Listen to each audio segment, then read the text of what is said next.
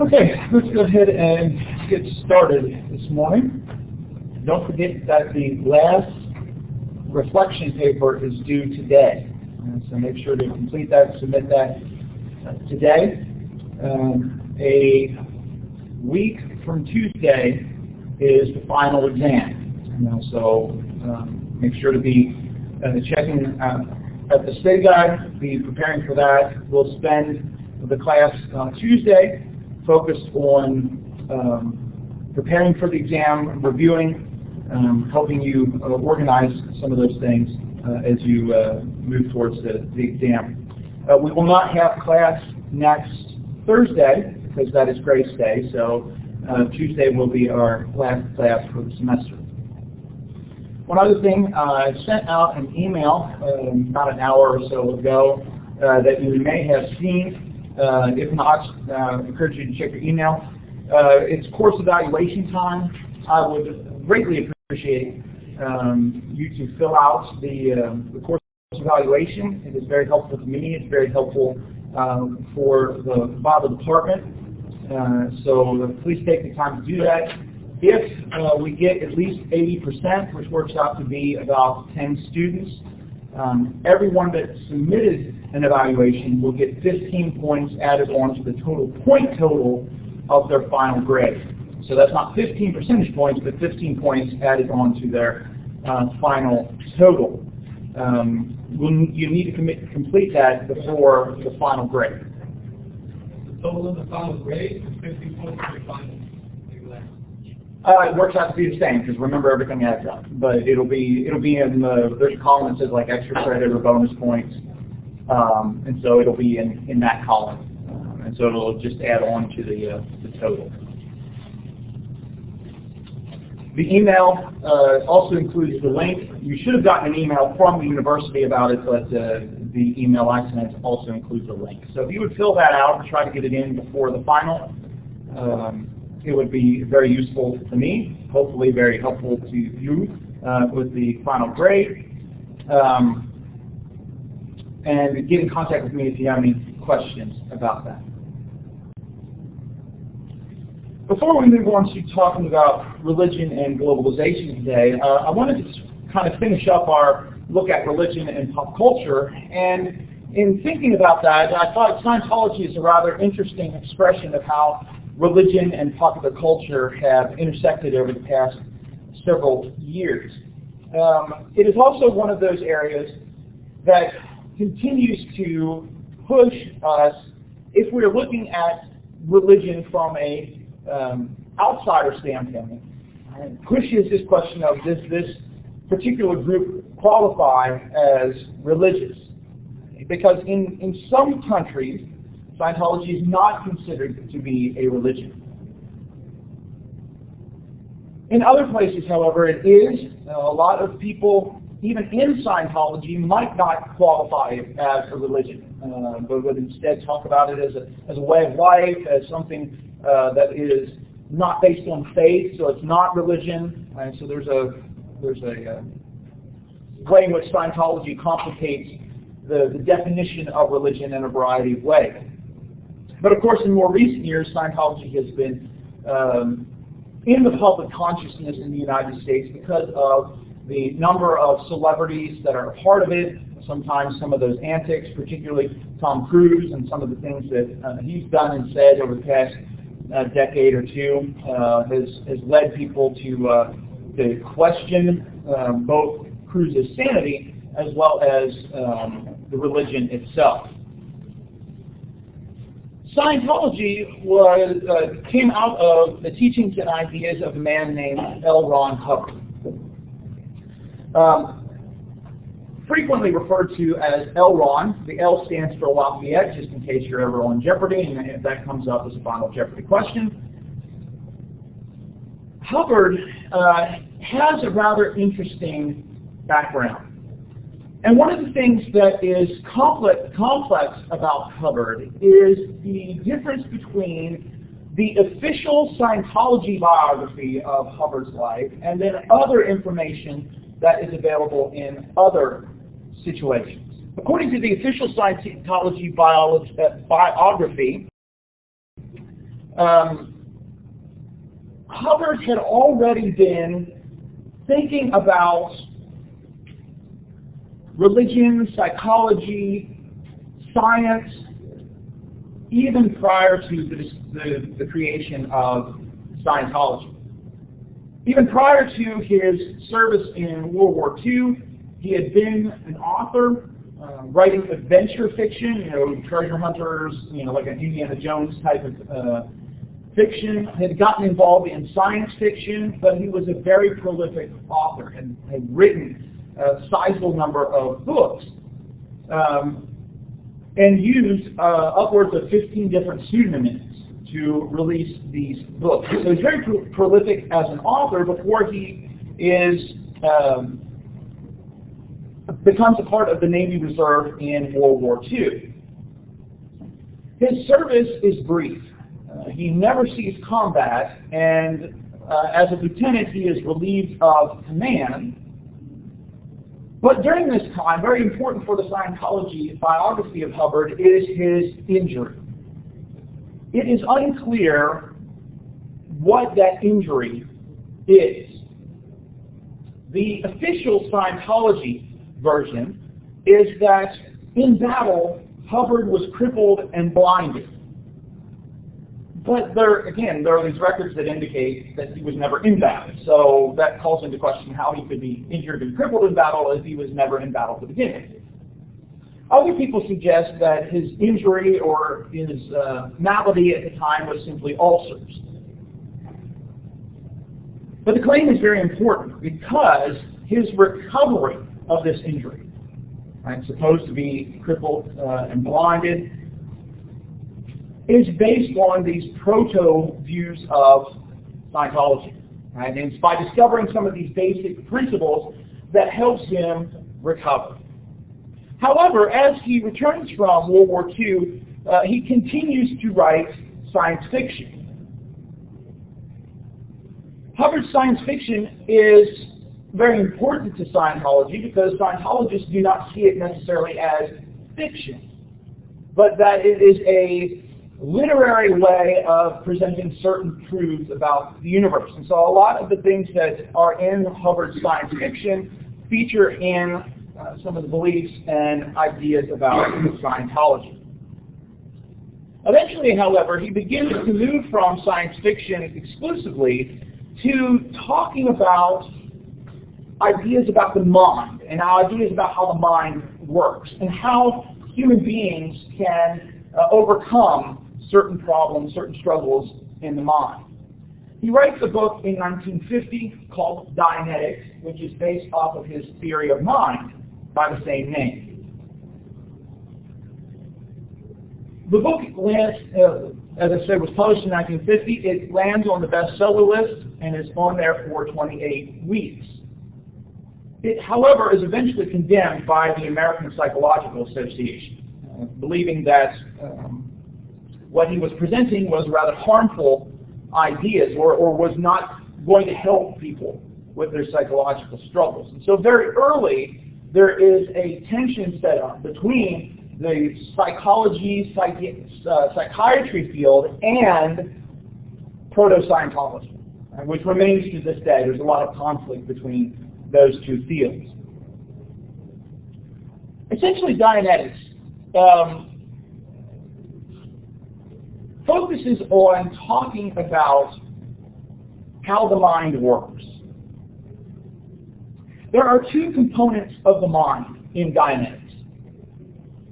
First is the analytical.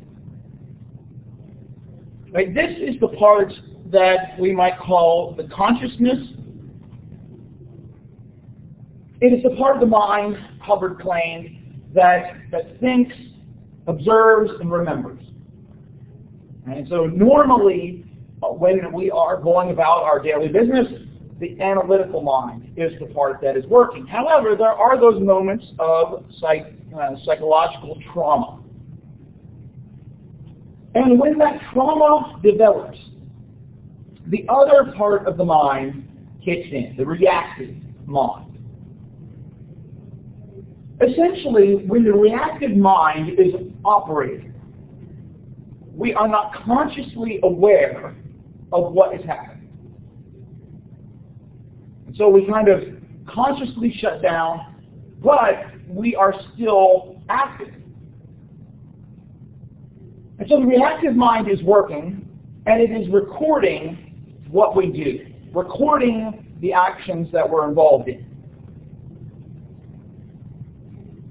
These recordings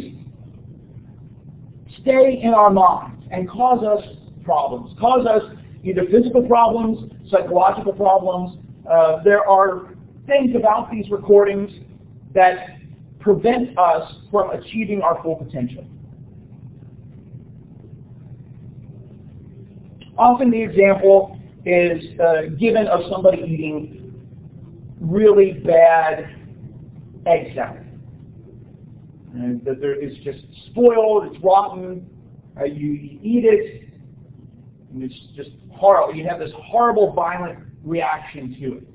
And for the rest of your life, you hate eggs, but you might not remember exactly why you hate eggs. You just know that if you get near eggs, it makes you sick. Or you could think of, some of those intense moments of trauma, maybe something like, a car accident, where you don't consciously remember the things that you went through. But there are certain things that now you have problems with. There's some elements here of analytical psychology, Freud, right, psychoanalysis. There are elements here from Eastern religions. But the goal of Dianetics is to help a person become clear. And part of the difficulty with Scientology for outsiders is this kind of invented vocabulary, or the usage of vocabulary that is quite different.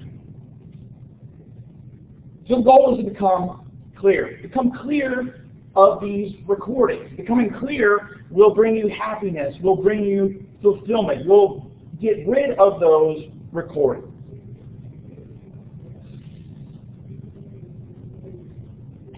The way someone becomes clear in Dianetics is through the process of auditing.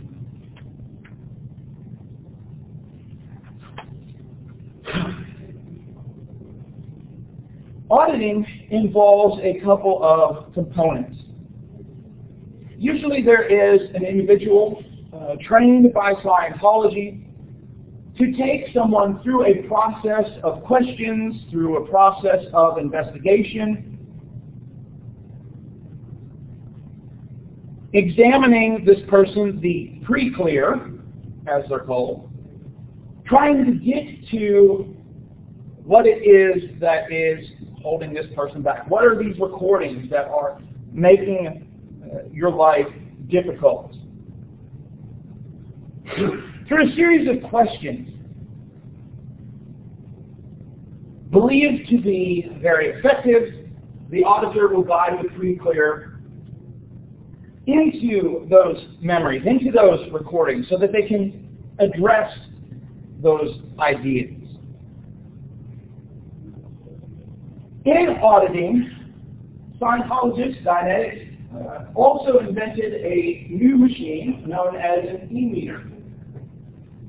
The e-meter, they will say, functions kind of like a lie detector in that it reads the biological responses to these series of questions and lets the auditor know whether there is something going on in the pre-clear's mind. Whether they know that there is something that needs to be explored.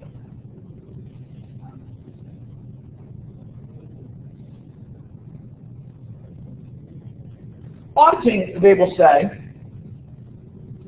is a scientific process developed by Hubbard. So, for example, here are a couple of quotes related to auditing from Scientology websites. An unlimited number of questions could, of course, be asked, which might or might not help the person. The accomplishment in Dianetics and Scientology is that L. Ron Hubbard isolated the exact questions and directions to invariably bring about improvement.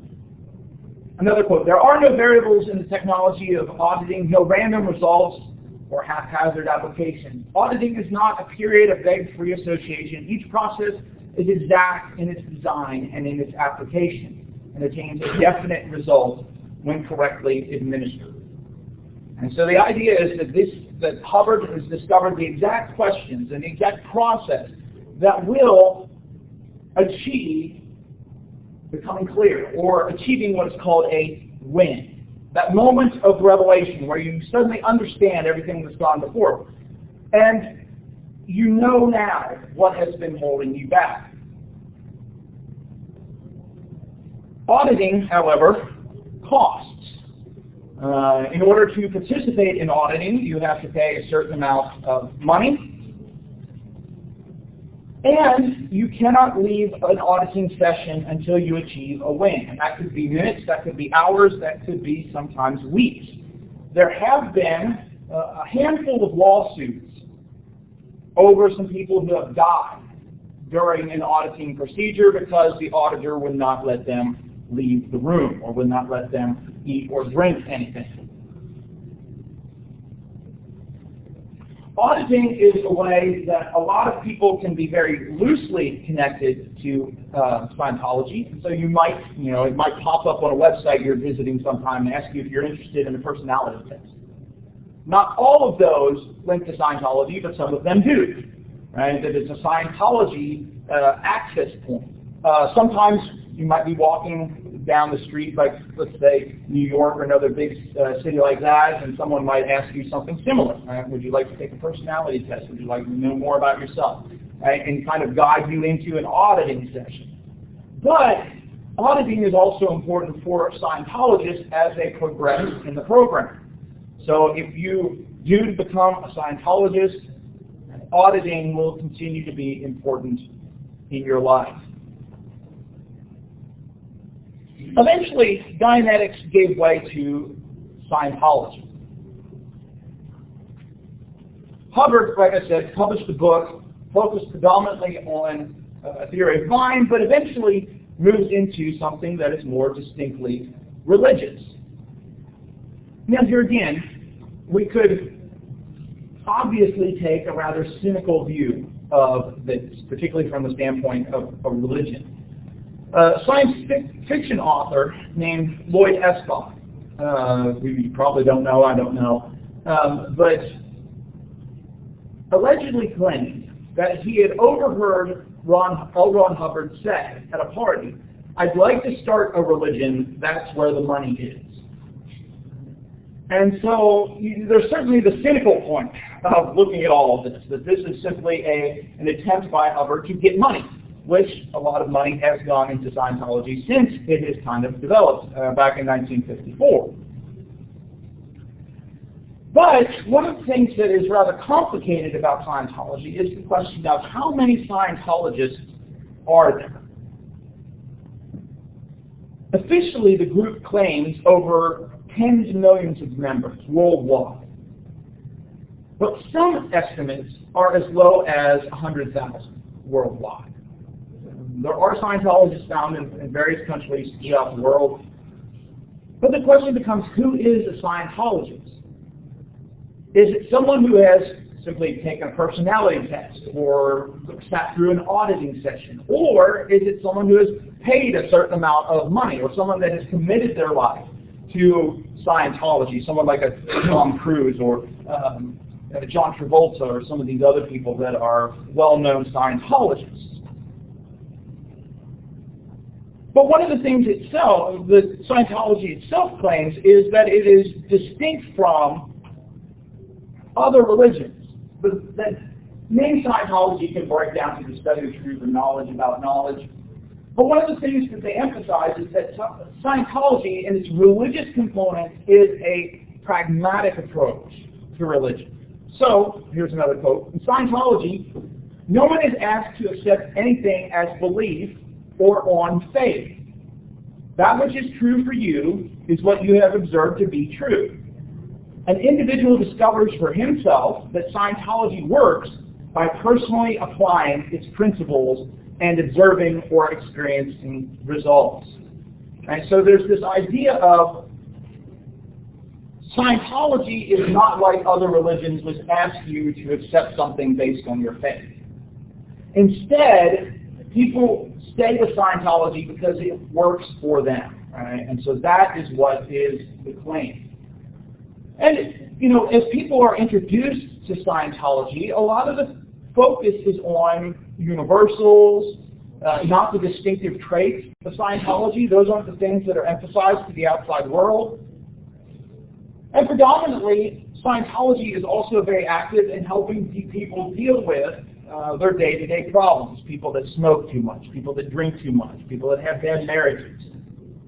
And so they've developed a variety of social programs, groups dealing with drug addiction, groups that are meant to help increase literacy or education. And so Scientology, they say, helps people recover, and it works. And so the emphasis is not on you have to come to believe or you have to trust. Right? It works in your life, and that's why people find it true. In the mix of all this, however, is some elements from Western philosophy, some elements from Buddhism and Hinduism, right? Belief in reincarnation, for example, and even components from Christianity.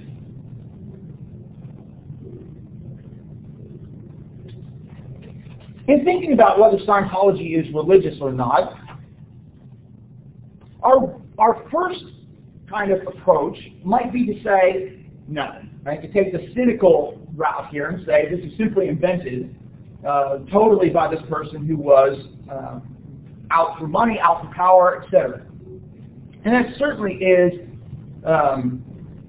there's certainly a lot of evidence that would help somebody who believes that. For example, with Hubbard's death,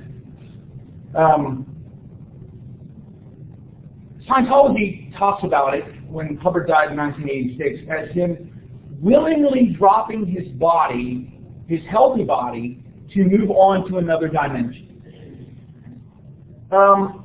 However, they prevented any sort of autopsy, a major autopsy. There have been suggestions that it was stroke or heart attack perhaps.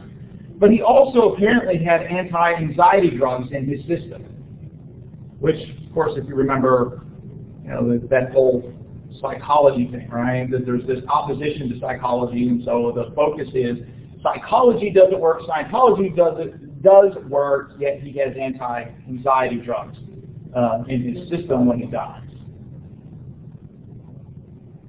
But despite the cynical approach to this, I think there are some ways for some people where we can say Scientology could be religious. I'm not saying it could be true. I'm not saying it's true. But what I'm saying is that we could conceive of it as a religion, much like any of the other religions we've looked at. Right? It has notions of a view of humanity. Human beings are made up of three components in Scientology. There is, of course, the body, the physical body, the mind that we've already talked about, and then theos, or spirit. A person is a theos. And so that's what they use for soul or spirit, is this term theos. But there's not only this conception of human beings, notions about what happens after death, reincarnation, or progressing to these other dimensions. There's also notions about an ethical engagement with the world. Scientologists are very active in trying to help people, help society, as we've mentioned, through a variety of social programs. They will show up in disaster relief efforts, Katrina, 9/11, other things like that. Right? So there is still this idea of, how you exist in the world is dependent upon how you interact with the universe. And so there's this need to help others. Your influence, Scientologists would say, goes beyond yourself.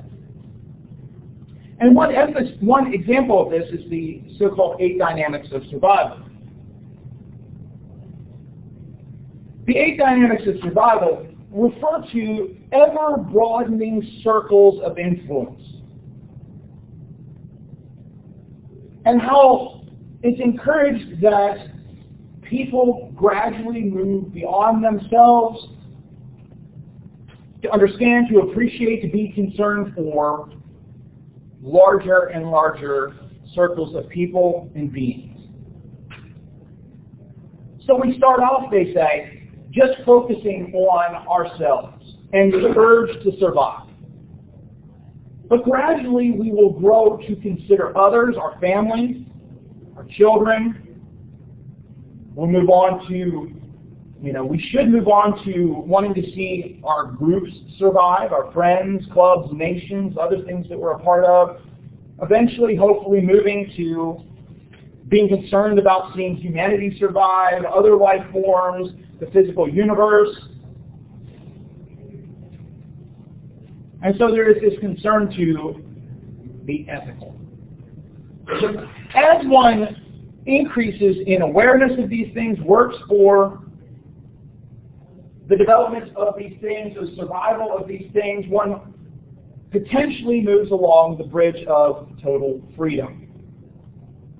Essentially a series of grades that one moves along, progressing through to Scientology enlightenment. And so this is a greater path to enlightenment in the religion, with the goal of becoming an operating deity. The OT is someone who is able to not only understand the relationship with the rest of the world, but to have an impact on the rest of the world without having to control matter or energy, space, and time physically, but control them without using physical means. The number of OT levels varies depending on which information you find, anywhere from 8 to 15. Some people have suggested that Tom Cruise is an OT 7. These are Scientology's elite. Right? These are the people that are moving towards immortality. As one moves towards immortality, it is believed that people will get more and more information about the universe, have more and more insight into how the world works, as gradually the mysteries of the religion are revealed. One of the aspects of this development that has gotten a lot of attention is the Xenu. Supposedly, the major level is OT3.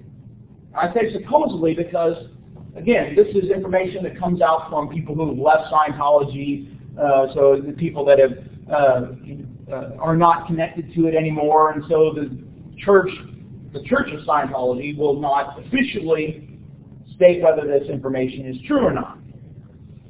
But essentially, OT3 is considered to be the wall of fire. All right, once you pass beyond this, you're headed on your way. Possibly told the secrets of the universe, perhaps even the creation story of the entire existence. This is referred to as dangerous knowledge, that one could die if one is not at the appropriate spiritual level. According to those that have left the religion, you have to actually be invited by the church to OT3. It's not something that you can progress to naturally, but you have to progress at some point, and then the church decides whether or not you are ready for this. You have to sign a waiver, supposedly, not to reveal its secrets, though obviously some people have, and have ended up in experiencing a variety of lawsuits. And so really, anytime you come across a website with this information, Scientology is very active in trying to get that shut down. It's copyrighted its scriptures. In fact, it's very difficult to find that kind of information for very long. Now, on one hand, we might say, oh, what's all the secrecy about? Look at all these other religions that are out there, that their scriptures are publicly available. You can find them. True.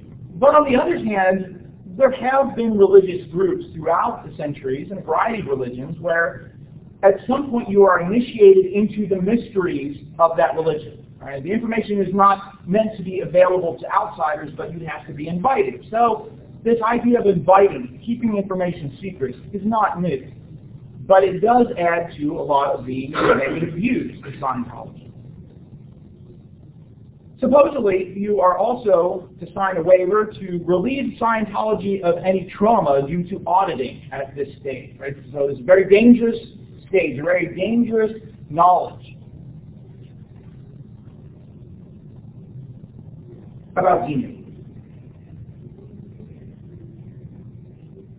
So supposedly, what you learn in OT3 is that 75 million years ago, an evil galactic warlord named Xenu was in charge of 76 planets that were overpopulated. And so he destroyed 135 trillion people on Earth by tossing them into volcanoes. And then taking their thetans after they were removed from their bodies and catching them in electronic traps. These these traps were, the people, the thetans in these traps, were implanted with false ideas about religion, about the nature of the universe, and some of these thetans have attached themselves to human beings, which is the root of all the problems we have in the universe. Okay, so there's that. Scientology officially will not confirm that that is any sort of information. Again, this mostly comes from apostates. But when you look at Hubbard's science fiction, there's a lot of those elements present in his science fiction, and his works, like Battlefield Earth and some of the other ones, aren't considered to be fiction by Scientologists, but are instead referred to as his space opera. Ultimately, of course, Scientologists will say this is not a religion about space aliens. That instead, anything connected with the Xenu myth might suggest that we are spiritual beings that have become trapped in a physical existence. That is not meant to be understood literally. But instead, it's not about space aliens, it's about a set of beliefs to live a better life. So looking at it from outsiders, what do we do? As outsiders, what do we do with this? Well, I think in one respect, we have to recognize that all of these things about Xenu, as intriguing as they are, as outlandish as they are, probably isn't the main thing for most Scientologists day to day. They live their lives irrespective of whether Xenu is true or not. Maybe even not even knowing about all of this. But instead it's about those theories of mind about how Scientology helped them become a better person. On the other hand, though, Scientology has frequently been identified as a cult because of some of its habits. People leaving the religion are often cut off from their friends and families still in the religion, face a lot of marginalization, refusal to talk, refusal to associate, sometimes intimidation, especially if they try to speak out about Scientology.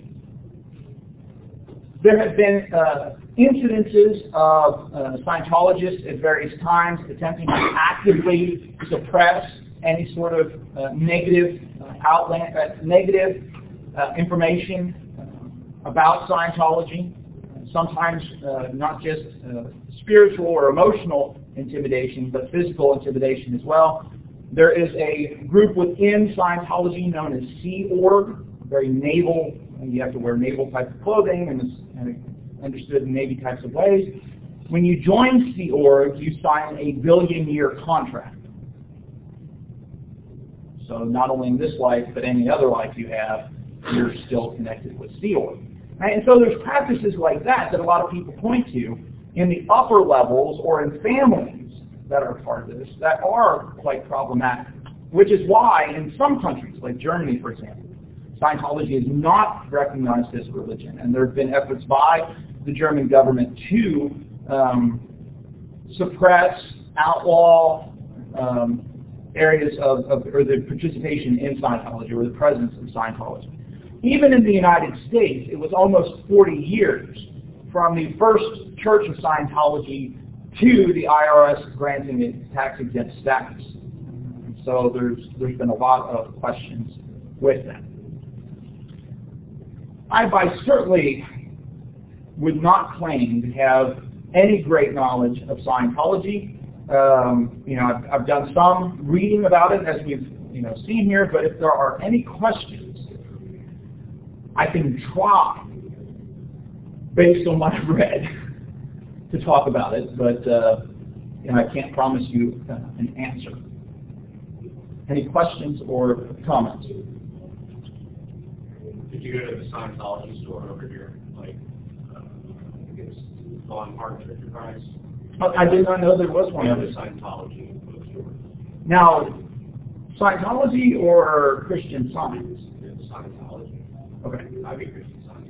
Yeah, those are two completely different things. There's a place over on Harry Hill Road called Christian Science Radio. Yeah, there is a Christian.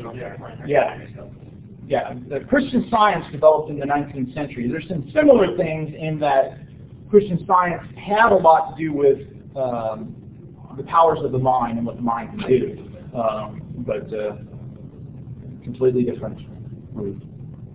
How do you get to OT3? Like what kind of progression is required? Well, it's done through auditing, right? And so the idea is that you're through this continual process of auditing, which goes up price-wise every time you do it, that you're becoming aware of deeper truths about yourself, deeper truths about the universe, and that eventually you are indicating a spiritual maturity, I guess might be the way we could put it, for the church to say, that this person is going to progress to the next level. How much is auditing cost? I want to say it's we're talking about roughly 1,000 plus in the lower levels, and then it goes up some in some of the other things. Which, the church is with a lot of assets. Right? The church has a lot of assets. It appears that a lot of the celebrities that are part of it kind of have an express lane with their donations. And so that's part of that as well.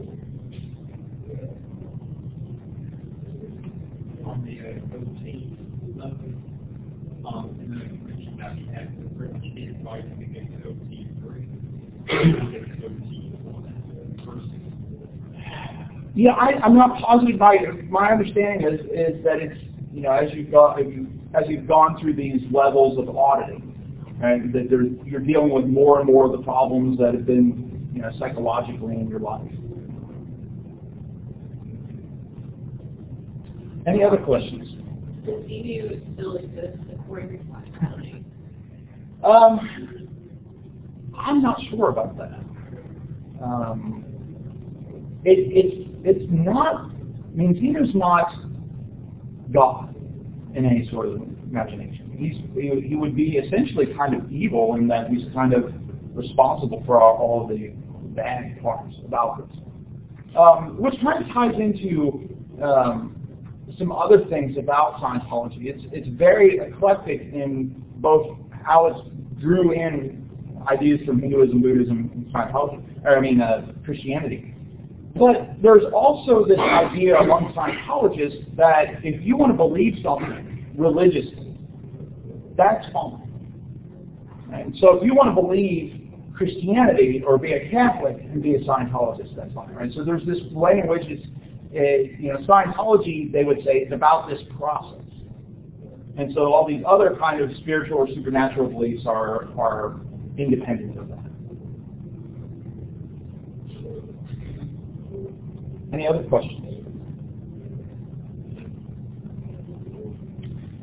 All right, let's move on then to talking about globalization and the impact globalization has had on world religions. Not as intriguing, not necessarily as no aliens, no spiritual processes that we're talking about here. Globalization refers to the process by which societies have become more and more connected and interdependent upon each other. How over the past decades, maybe we could even say centuries, cultures, nation states have come to rely on each other in a wide variety of ways. As much as some people would like to be independent, and would like our country or any other country to be independent, there really isn't a process anymore, or there really isn't a place for success anymore if you shut yourself off from the rest of the world. Because even if you would try to cut yourself off from the rest of the world, there are other things that tie human beings together across culture. I just want to mention a couple of ways we have, as a species, have become interconnected with other people, and they both have worked to increase globalization, but are also expressions of globalization. The rise of technological society, the control of technology, connects human beings. Right? We are interconnected. We can communicate instantly across the globe. We can travel to places across the globe very quickly, which leads us to becoming in contact with people across the globe. And so we can communicate through email, webcams, phones, all sorts of things exist where technology has drawn us together. And so many of the components of technology that are useful to us today come from other cultures, other countries. We're also connected to other countries through our economics. We live in a world of a global economy. And since 2008, 2009, when the Great Recession hit, we have been going through a period where we have economic struggles, other countries have economic struggles because things happen in financial markets in different places. The failure of banks in one country has a ripple effect that is felt throughout other markets. Just in the past couple of months, things had happened in China's financial market, which was open before our stock market. Once our stock market was open, things tanked because of what happened in China. There was a great concern over this past summer about what was happening with Greece. Was it going to default on its loans? Because if it defaulted on its loans, that would ripple throughout Europe, and that would ripple internationally. People across the globe are invested in financial markets in other countries. And if you're going to be a wise investor, even on a small scale, right, you're thinking about, I'm going to invest for retirement or something like that. And I know most of you aren't thinking about that, but I'm talking about the small-time investors too are thinking they should have a balanced portfolio that is not just in American companies, but in foreign companies as well. Which, of course, also leads to concern. Just recently, there have been a variety of acquisitions by Chinese business people of properties in the United States, something that's been going on for a long time. But there was a possibility of buying, I think it was the Marriott or Sheraton, one of those hotel chains was up for sale, and there was a possibility of a Chinese group of investors buying it. And so our economics tie us together. Of course, media is working towards that, and an example of that as well. We can find out about events happening throughout the world in minutes. We can find out about news, about cultures. We can read information from all over the place. But also media has been a part of globalization. For decades, American media has been going overseas. And so other countries have been watching American movies, American television shows. We're starting to see, however, more and more of other places' media starting to influence us. You don't hear much about it anymore, but in the early part of the 2000s, people were talking about Bollywood, which is Indian cinema. Just a couple years ago, how anyone would have expected Gangnam Style to have been that popular of a song or expression of culture. I mean, that song is about a Korean fashion district, and yet it was all over the place. The video broke YouTube, right? Because it wasn't prepared to count that many millions of views, right? So they had to recode their counters so it could handle a greater number of video views. And so media is bringing us information about other cultures, but it's bringing us into contact with other cultures as well. With that, of course, religion and media and globalization have been tied together for centuries. And so how religion features into all this is not a new phenomenon. Martin Luther, for example, on a small scale, was able to influence people through the development of the printing press. The printing press allowed him to produce copies of a German language translation of the Bible that people in Germany, well, what would become Germany, read and developed a German consciousness, but it also went throughout Europe as he published documents challenging Catholicism in Rome. It reached John Calvin, who lived in France. It reached Henry VIII in England. All of these people knew of Luther's thought. In the 20th century, Mohandas Gandhi was able to use radio, the telegraph, the international press to bring attention to British oppression in India and how harmful British colonialism had been to India and still was at the time, and eventually helped through this to bring British occupation to an end. On the other hand, of course, he also used media to promote his ideas about interdependence, religious harmony, something very similar to what the Dalai Lama was doing in more recent decades. During his life, Osama bin Laden used the media, especially outlets like Al Jazeera and CNN, to promote his views of Islam in the West. He knew that they were going to, right, if he put something out, they're going to talk about it. And so both of those organizations had international reach. But he also used it to garner information about the West and what the West was doing in response to him. Now, probably we'd say Luther and Gandhi used media in very positive ways, and bin Laden would have used it in negative ways to bring about this interconnection of people.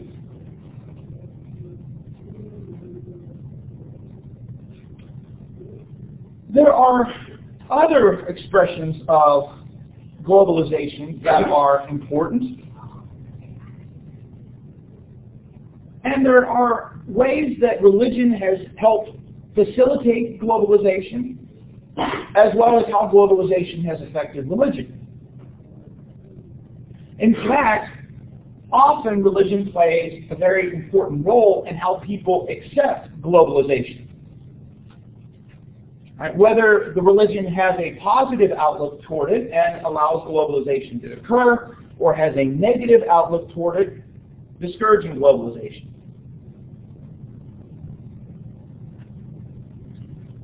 But in thinking about religious groups, there are three ways that religions have experienced globalization. The first is diaspora. The term diaspora, as we've talked about before, talks about communities that have been moved from their homelands to other places. Sometimes intentionally, sometimes unintentionally, right? Sometimes the group actually chose to migrate, other times they've been forced to migrate. Often in these places that groups move to, they tend to develop close-knit communities, very close communities, at least originally, because they are skeptical or they're concerned about the outside world.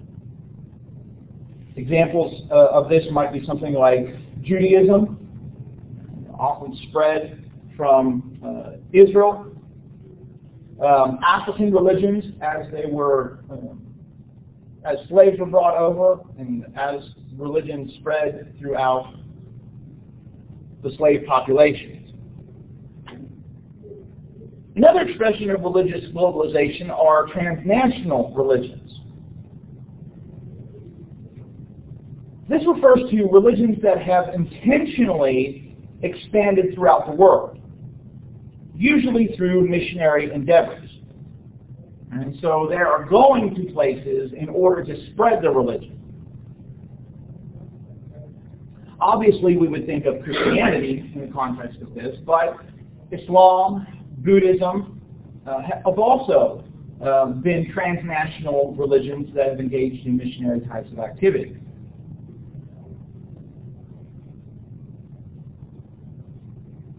Another expression of religious globalization, especially in more recent years, is what we might call religious pluralism.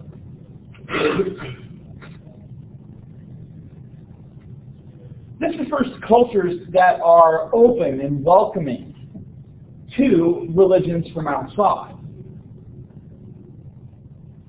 often trying to seek harmony among religions, allowing for religious views. This could be found in a variety of cultures, but obviously in some cultures you're going to find some people that are open to outside influences and those that are not. As we think about pluralism, which has become, pluralism develops because of societies having more than just one religion. Most societies that just have one, or countries that just have one religion, tend to not have pluralistic outlooks because everybody is that particular religion. But as we're seeing more and more over the past couple centuries, with travel, with migration, countries are not these homogeneous places of the religion and the country being the same. And so countries, especially those committed to democracy, undergo a variety of stages as they progress through globalization and pluralism. Sometimes, in those early stages, globalization leads to toleration. Outsider groups are allowed to exist, but they are outsiders. Now, it might be that they are not persecuted, though some groups would be, but really in those early stages of pluralism, there isn't a place for new religions to participate in the structures of power. There's not a voice in society. Eventually, however, a lot of societies will move to pluralism, a pluralism that talks about inclusion. Allows for the existence of groups, maybe gives them a space, allows them to have a voice, but still at this stage there isn't a place of power. There really isn't real power. If we would kind of connect it with thinking about civil rights and how civil rights developed, there's a place where the society, the group, the religion is allowed on the bus, but they have to sit in the back. And so that would be kind of the distinction between toleration. You've got to take a completely different bus, where inclusion is you can sit on the bus, but you have to sit in the back. Eventually, though, most liberal Western democracies have moved to pluralism as participation, allowing most groups, if not all groups, the opportunity to help shape society. Saying that all groups have a responsibility for forming and implementing society's agendas. I think that, as we think about it, in the development of the United States, for example, the power that Christians had, especially white Christians had through much of the 18th into the 19th century, the 20th century eventually starting to allow African Americans to be given their rights. But then gradually we've started to see some Hindus, some Buddhists, even some Muslims participating in the upper levels of government, even in the House and Senate.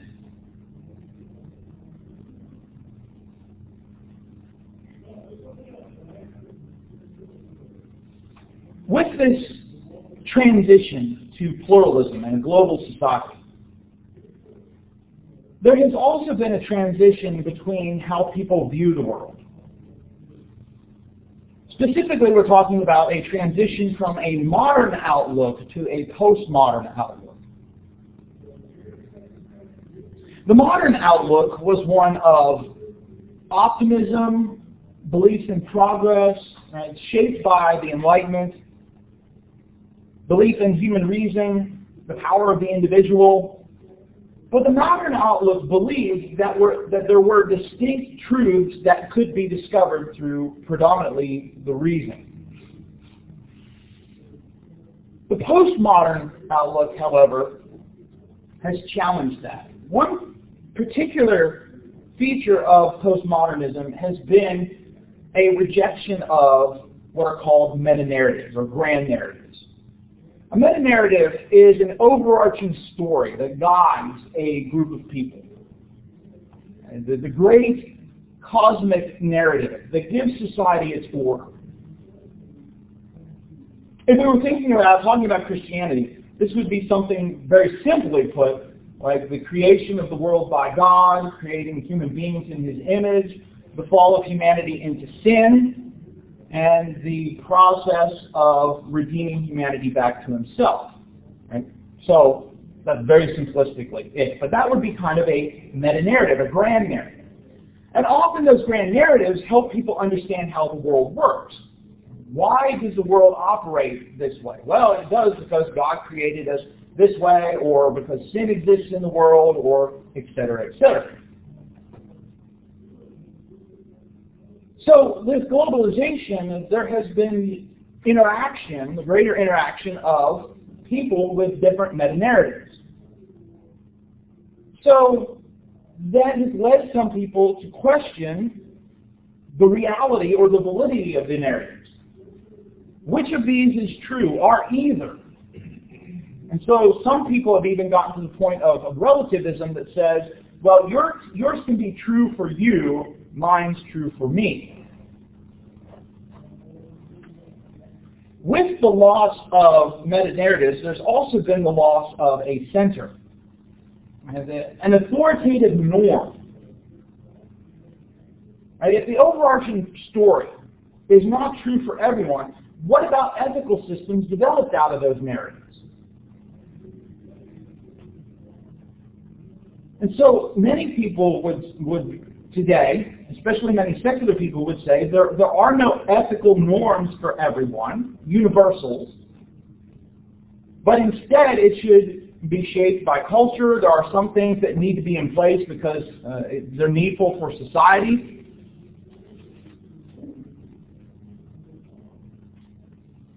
But paradoxically, of course, the claim that there are no universals is itself a universalistic claim.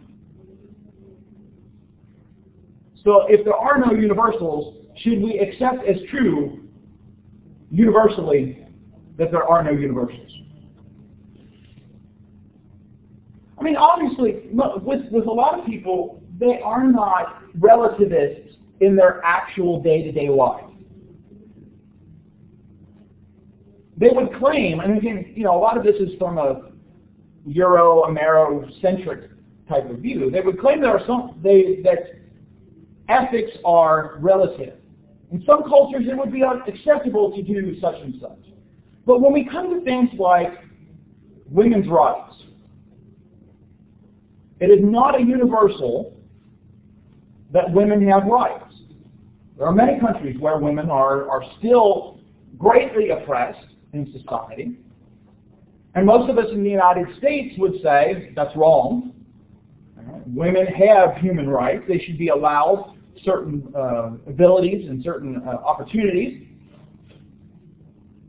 But if there is no universal, how do you claim universal human rights?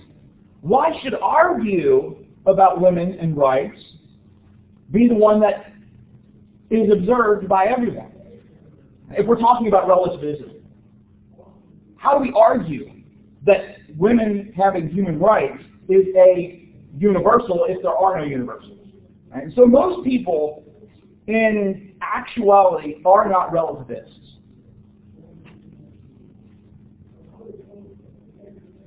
And so relativism is paradoxical, it's problematic.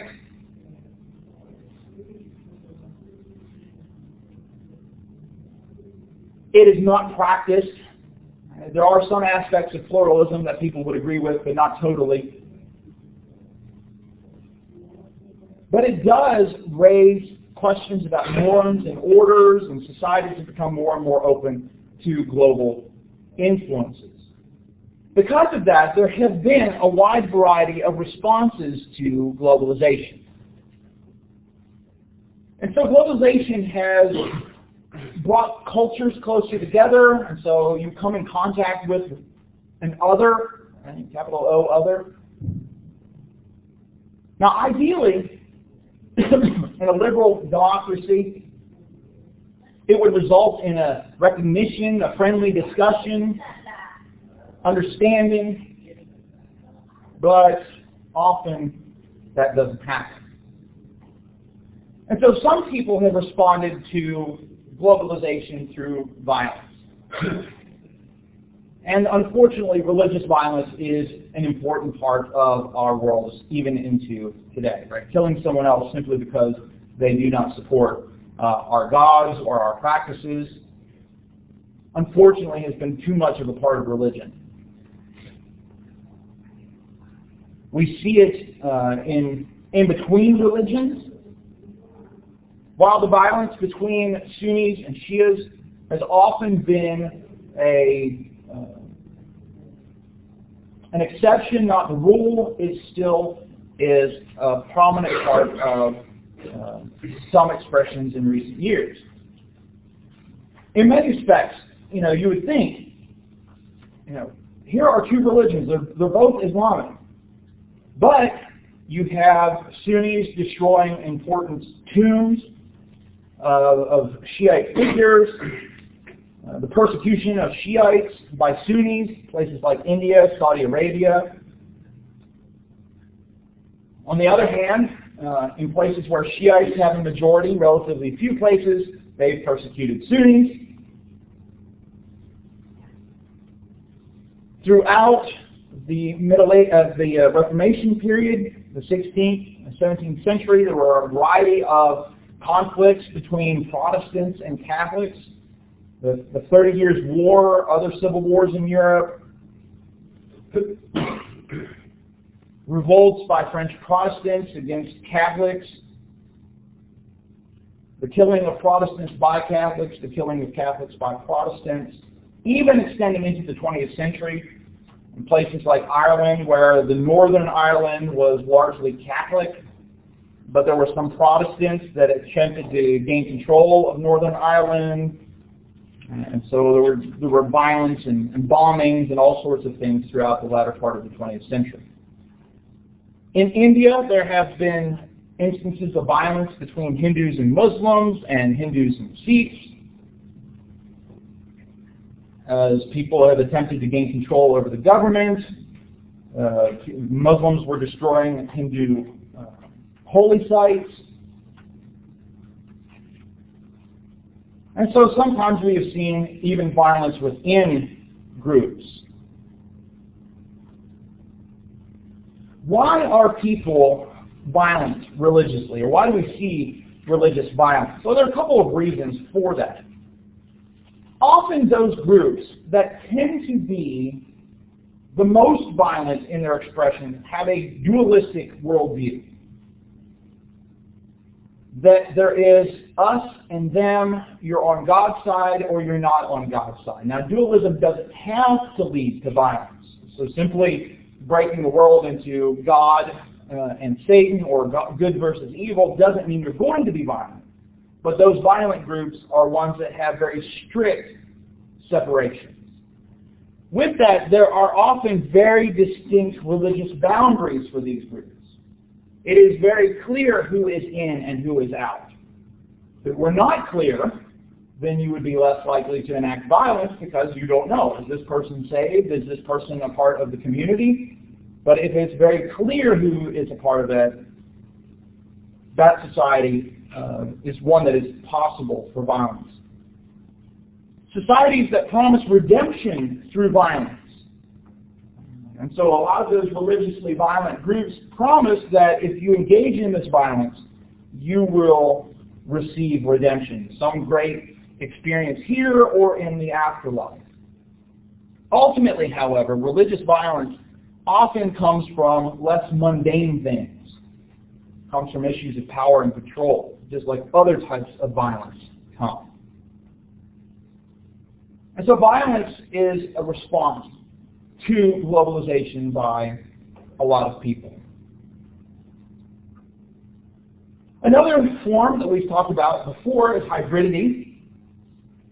Not every religious encounter ends in violence. Sometimes it ends in the transformation of one type of religion. Sometimes it might be a culture dominated by another culture who tries to take control of their situation by appealing to the oppressor's gods. Sometimes it happens the other way, as a colonializing force who tries to claim the gods of the colonized people by saying, you're following our gods. And then sometimes it's simply assimilation. Your gods and my gods are the same gods, just under different names.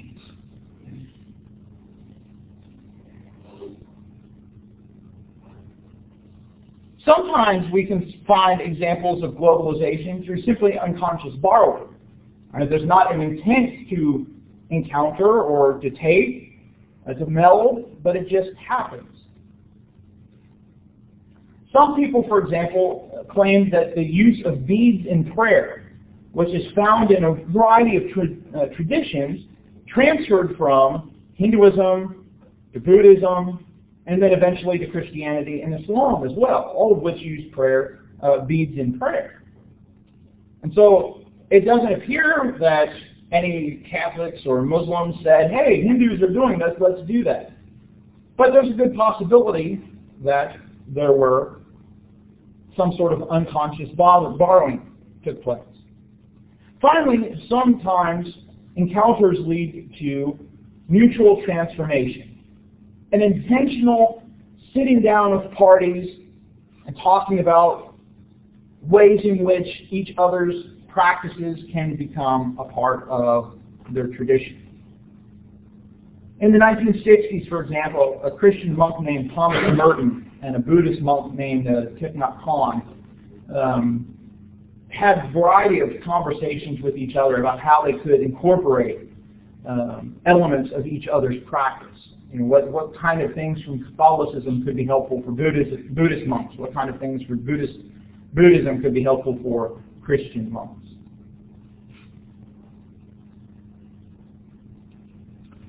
Sometimes the response has been fundamentalism.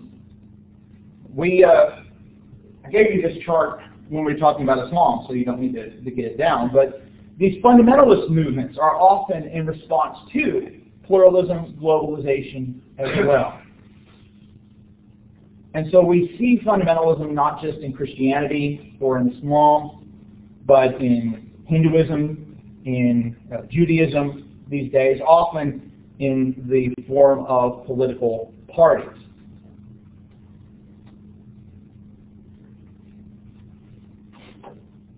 In all the cases we've talked about so far, the way in which people have responded to globalization has been religious or growth in certain expressions of religion. Sometimes, however, societies have become less religious. And so groups have become more secular. Expression of this might be science, the role of science and scientism, and we talked about that already. And the idea of, not only does science call into question the veracity, the truthfulness of certain types of religions, but that explanatory force, that scientism, that philosophical power of science, the optimism of human society and reason and progress, and the dream of a period of peace and prosperity brought on by technology and scientific discovery. We've also seen, we've also talked about social scientific fields in the study of religion, but secularization has also occurred because of the social sciences. Psychology, sociology have led towards groups being more secular. They don't have to, but they have. Right? So psychology questions the origins of religion, believes them to be found in the workings of the mind. And so religion is psychologically explained over the course of the 20th century as wish fulfillment or something like a neurosis. Sociology, being more focused on interactions of social groups, has kind of explained religion as a function of those social interactions. Both psychologists and sociologists of the late 19th and early 20th century, in some places, believed it claimed that as society became more modernized, it would become less religious. And in the United States, that kind of didn't work the exact way, although in more recent years, perhaps we're starting to see some of that. But in Europe, as society has become more modern, people have become less religiously committed. Many of these countries have state churches still. In England, in Sweden, Norway, there's quite a few of these places that have a state church, and in many cases, by being born in that place, you are born as a member of this state church. And so these membership numbers are 85, 90% of these people are part of this state church, but hardly anybody participates. You're talking about maybe 10% in some places, both men and women, participating in any sort of regular way. And so in Europe, it appears to have been that as society has become more modern, those places have become more secular. But we also see secularization in how we talk about religion. Throughout the 18th and 19th century, especially in Western culture, religion became more viewed as something that was a private matter. It should not be something that impacts the public sphere. And so the rise of the separation of church and state was an example of people saying religion needs to be something that's private, that's personal. And so that too has led to secularization because it has relegated religion to the church and to the home as opposed to the halls of power. There's positives about that, but there's negatives about that as well. But it has led to us being more secular, especially in our country and in European countries as well. Questions or comments? All right, next Tuesday we will review for the final. So at least take a look at the study guide. Think about some things that you might want to ask. I'll have some things that I want to talk about, make sure to emphasize. But at least take some time to look at it. Think about some things that maybe you might need some help with in preparing for the final. Don't forget, last reflective essay due today. And also, don't forget that email I sent out about completing the course evaluation. Thank you.